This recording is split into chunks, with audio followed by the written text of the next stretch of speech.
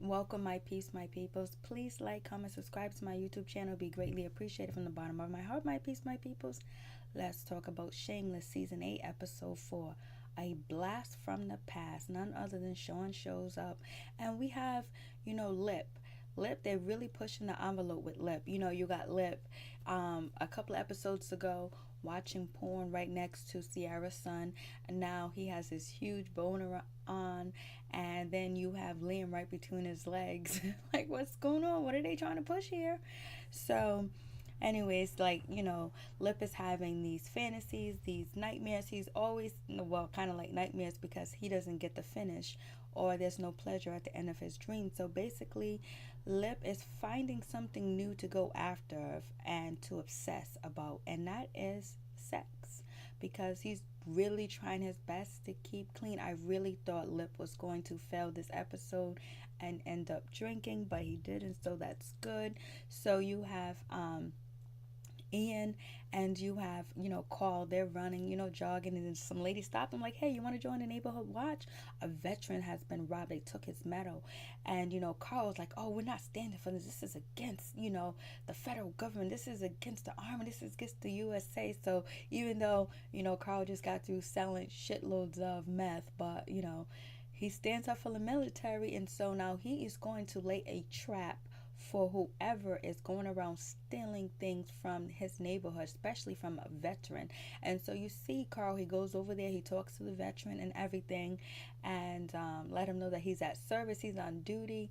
Carl actually finds the crook, the thief, the robber, the burglar. Thank goodness, because I don't like thieves. And so that was good. He set a bear trap and caught him. Carl can be good when he wants. You see all that artillery Carl has. How does he obtain all this artillery? Like, he can just go to war by himself. And so we get, now Sean knocks at the door, and but before then, we have Debbie. Debbie meets up with, her sister Fiona, basically, and was like, "I'm moving in. I'm back in with you because this stupid heifer, she stole my man. So I'm moving back in. I'm gonna pay my share fare. I'm a Gallagher, and I can live here. This is my house." And Fiona was like, "I was just gonna say good morning to you." So Debbie had her spill all ready to go, but you know what? At least she has a home to go to. You know what I'm saying? At least that home is still there, thanks to all of them, Carl and Fiona. And so then Liam says, Fiona, is somebody here at the door? So Fiona goes to the door, and guess who's there? None other than Sean. He was like, I want to talk to you. And she just walked by, and she said, Lip, don't answer the door for douchebags. It was either her or Deb. And I was like, whoa. And so it's just like crazy. He has the nerve to show up after a year. How would you feel if someone that left you at the altar, did you wrong, lied about their drug rehabilitation, and shows up and want to make amends? You know what? Skip me. Skip the 12 steps and making your amends on me. I guess that's what Fiona was saying. So anyway, she's not mad about it. She's mad about it, and she's just like, she just can't believe it, because her heart is going back and forth. Like, she kind of wants to be with him, she kind of doesn't. She don't know where she stands at, because I was also watching when Fiona woke up. Damn, Fiona waking up alone, that's usually not Fiona. She's always waking up next to somebody, but she's putting her hooker ways behind her. And so we get V and Kev. They go meet Kev's family, and they live in Kentucky. They live in the wood. They're backwards. They're rednecks. They're racist. Ku Klux Klans. They hunt people. It's like, OMG. And so they get there, and the mother, I forgot her name, what came out, well, the auntie of, Bart, which is Kev. She comes out, she says the most funniest shit. She says Kev introduced, V to his aunt, and here's my wife. That's what Kev says. She goes, oh, your brother likes dark meat too. I was like, oh, they just pushing the envelope. They just going there. They just going all the way there. But the aunt, she is from True Blood, right? I know she's from True Blood. So anyways, then she looks at the little kids. She was like, oh, look at these little chocolate cupcakes. Oh, chocolate pies. I was like, yo, oh no. Backwards form, and V said something really important. She was like, when she was talking to Fiona, she was like, I don't know if they're racist or not because they're so nice. That's the worst kind, when people are racist and nice at the same damn time. So you sometimes you don't know how to take it. And it was just like, yo, don't you even play that. She said, look at my little chocolate pies. I was like, yo, no way. And she goes, oh, your uncle's out there skinning a raccoon. And so V and and Kev look at each other, and then he comes around the corner, he has a raccoon, and V goes, oh, you meant raccoon? I was like, oh goodness. And V really thought that they could have been back there killing a black person. And so V said on her way up there, like, yo, this is a nightmare. People like me don't come back from this. Yep, get out all day long. I was like, oh.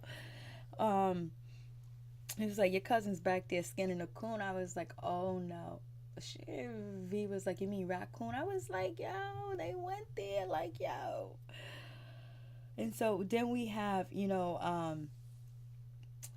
Lip, he's actually talking to his sobriety coach, basically. His sobriety coach is telling him, hey, have sex with someone with no strings attached. Let them know you're still in sobriety or whatever.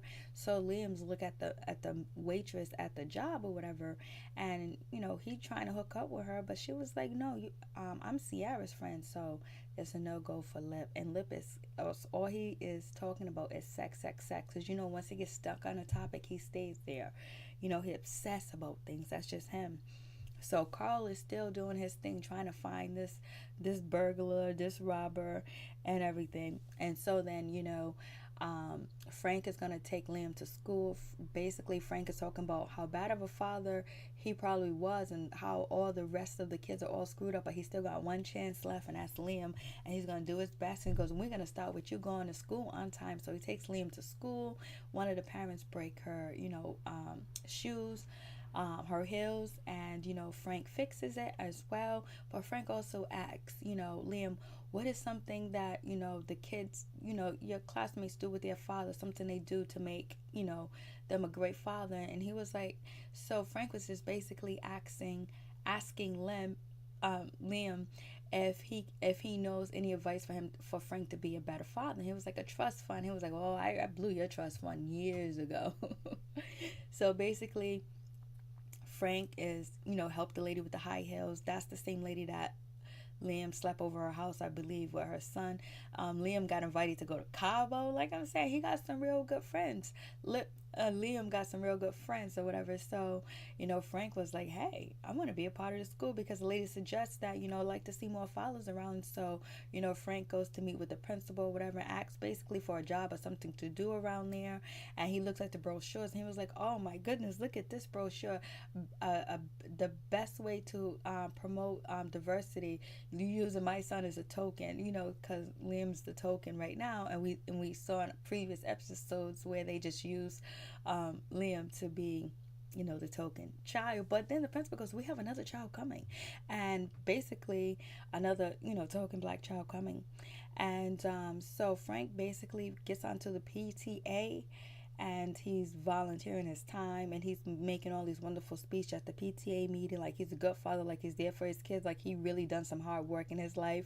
He did drugs, ran the streets, and that's about it, and still and robbed and bagged at the same damn time.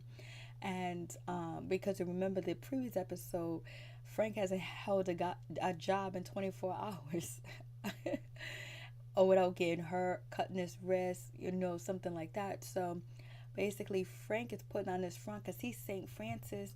So he's doing the car wash. He's with Liam, washing cars, looking good. That's what the ladies at the PTA meetings thinking. They thinking, oh, he's a catcher. They only knew how disgusting Frank was. He has Hep C all over him. And so they're finding him attractive, and Frank is finding himself useful, and he's very well still attracted to the punani. What happened to Frank? He didn't even go to work this episode. So, or he just goes to work when he wants to go to work because he's St. Francis now. Is that what we doing? Is that where we at now? And so then, so then the new token kid, DeAndre, joins the school, whatever. So basically, they have the team captains, and everybody wants to pick Liam because he's black, he's strong. They want to pick him because they know, he's gonna fight harder to win. So, and plus he has to fight harder to win because he's black in a rich school. And look where he comes from. Look at his mother and his father. So, anyways, they picked Liam, and then the other kid was like, "No, I want Liam." And then the other new kid walks in, DeAndre. They do his like special music for him to walk in and all tough, talking about peace and all this other stuff. And everybody was. Then the other kid was like, "Oh, can I take my pick back? I want to pick DeAndre." So it seems like I don't know if that's going to be an issue. And is Frank volunteering going to be an issue at Liam's school? Is he going to end up messing up Liam being a student at this prestigious private school? So we'll see what happens with that situation. And then we have what's his name? Ian. Ian is helping this young girl that she's one of the students at the one of the kids at the youth center or whatever, and she had crack pipes burned last episode. Now she got cut. She don't got a place to sleep, and Ian promised that she could stay at his house or whatever like that. So she stays at his house. She's on the couch, and then guess what happens? Somehow she ends up in Ian's bed. I was like, is Ian gonna be turning straight? Oh. But so anyways, nothing happened between them. I thought something was gonna really happen, like she was gonna claim rape or some type of thing like that, but she didn't. She kept it cool. She kept it 100. But Trevor is upset about it, and he's mad that Ian is using these students to try to get him back or whatever. But then he realized that the young girl wants to go to school and shit like that. So it's cool now. They can try to work it out. So basically, Trevor is just telling, Ian he needs to learn boundaries. You just can't be having dope fiends come in your house and sleep. You never know. You get your whole house lit up. Get your whole house robbed. So anyways, it is what it is with that situation.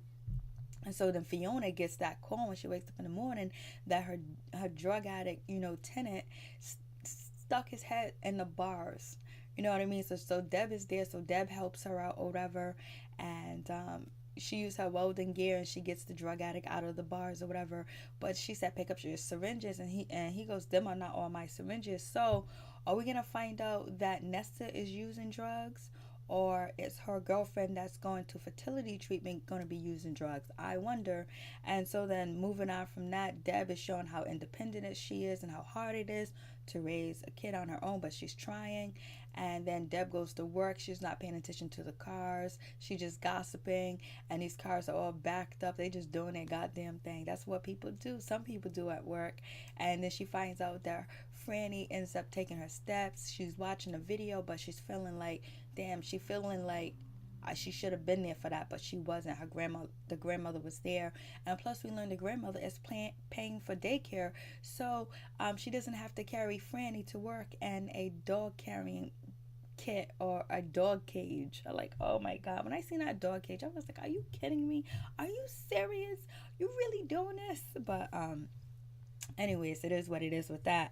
So and now you have Lip. He's going around. He's using the dating app. He's using Tinder like his sister Fiona used to use, but she gave that away. So it seems like Lip be following in Fiona's footsteps, but he's not getting anywhere with any vagina. And he meets her with a girl. She meets at a bar. She wants to get him drunk. She wants to drink when he kisses her or she kisses him. She tastes like booze. I thought he was going to slip, but thank goodness he did not slip. So that was cool. And V is out there in the neck of the woods with these crazy white necks, and then she sees like there was in the Confederate War.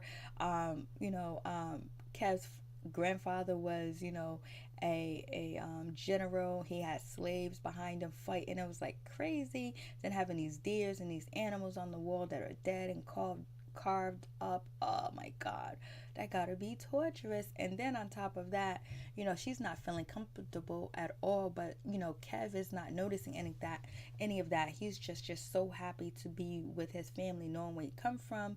And his aunt continues to lie to him to tell him that it was an accident. They left him at the gas station by accident because his father knows that he likes to play with the gumball machine and look at the gumballs. And then before they had like 10 kids in the car, 9 kids in the car, and they didn't know that he was gone until they were 10 miles away. And So, and then his mother had ran away, but we find out later on his mother had ran away with a Bible thumper. And so Kev is okay, feeling okay about it. They're gonna have a cook-off, the rest of the family's there, and you see these white rednecks that got, Ku Klux Klan hats, and they got black women sitting there chilling like, oh no. But they all backwards, they all rednecks back. So, and they all backwards, thinking backward minds. They have sex with each other. It's just crazy. So they're having a barbecue or whatever. And also seeing Kev come in that army fertility truck and have a deer on the hood. V is just like, I just can't believe this. OMG. I was so glad to see that the kids were sleeping in the room with Kev and V. It was crazy. And then Kev doing the hand challenge of that arm wrestling or whatever. And his cousin ended up telling him that, hey, listen, daddy dropped you off and left you there. Uncle dropped you off and left you there. And so then Kev is feeling bad about it because he realized he was ditched. But then his brother was like, yo, be happy. You got away from us. Like, you escaped the curse. Your sister, she has baby by anybody. She's on drugs. She can't keep a job. Your brother can't keep a job. You got a cousin over here that's mute. The aunt was like, it was so hard. We had 10 kids and your mother took off. So we got rid of you. So basically right now, Kev feels like he's the man. Like, he feels like, they was like, you got a bar, and they believe his wife is beautiful. V is pretty. And so he feels like he won. And then as they're sitting there talking, their little V and Kev's children are running with Ku Klux Klan masks on. And the auntie was like, that's only for Halloween, like crazy. So I guess this is gonna be a one thing and deal, a one visit deal. But I would like to see the lady from True Blood on the episode more, and so because she plays all her characters very well, and so, oh my goodness, that's crazy. So Fiona, the new tenant, he moves in. He needs more circuit breakers. Fiona don't know what to do. Fiona also talks to Nessa about meeting up with Sean and all that other stuff. Nessa seems like she's all up in Fiona's business. Like, whoa, like, don't you got a girl upstairs? Don't you got a job? And so anyways, Fiona goes to meet Sean. Sean is just basically about to hand her some money and just tell her this and that. And Fiona was like, oh, don't come back here and say that you're sorry. I loved you. Fiona did love him. And I loved you. You did this to me. You did that to me. You hurt me. I don't know if I'm still in love with you. How am I supposed to take you back? How am I supposed to get back with you? How am I supposed to trust you? And he was like, Fiona, you got the wrong idea. I'm married now. I was like, yo, that gotta hurt to the heart. For him to come back and then to give you money. But you know what? At least he gave you the money that you spent on your wedding because, there was a lot of money that you hustled to get that wedding together. The ring, all that process, getting divorced from the other guy you married. Whoa.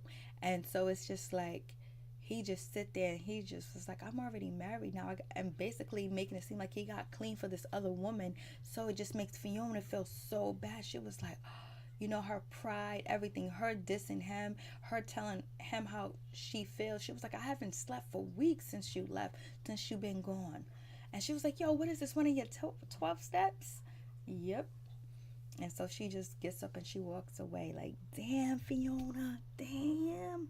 That shit gotta hurt to the heart. You thinking he's coming back because he wants you, he wants to be with you? No, he just want to say he's sorry. And he already got married. He moved on. He got clean within a year time and got married in a year time.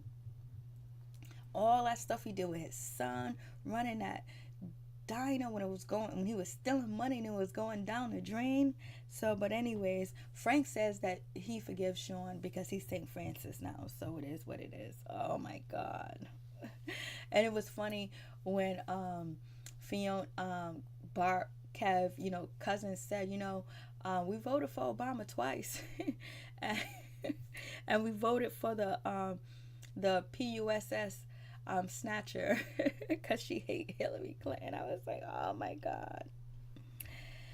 So yeah, that was it basically. That was the episode. That shit was crazy. The kids running with the KK mask, and then Fiona goes to the hotel because now she's up all night. She's drinking, she's boozing, writing a letter to, um to Sean to tell him all the wrong things that she did. You could tell she's really hurt. But damn, the alcohol's right there. Lip is doing really good not taking a drink, but I don't know how long he's gonna last.